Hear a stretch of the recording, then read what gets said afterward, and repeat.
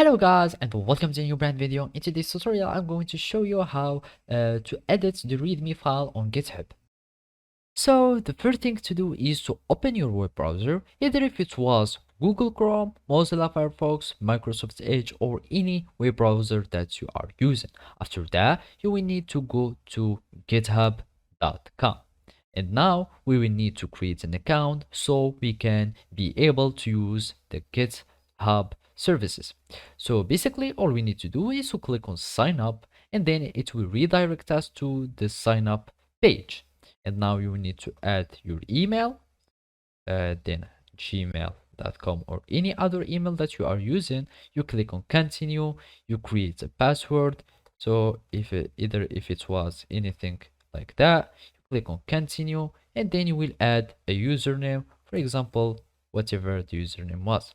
Now you will need just to type yes or no if you want to have the emails and announcements. So click on no if you don't want to, and then you will need just to solve as a verification, you solve this puzzle. So we start this puzzle, identical objects, we do like this, and then you will do like that, and then you will create an account. So basically after you create an account, all you need to do is to verify your email by having copying the code that will be sent to your email, and then you will just paste it here and you will be able to create a new account on GitHub. After that it will sign in you and you will have access to use the GitHub repository. And basically now all you need to do is to follow these simple steps.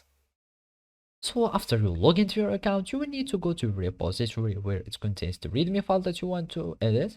You go and click on readme file, and here you will find the edit file or the edit icon. You click on it and basically you will be able to edit on this file. So just modification or editing, you will add your editing here, and then all you need to do is to commit the changes here. You click on commit changes and then you will commit directly to the main branch, or you can just create a new branch if you want.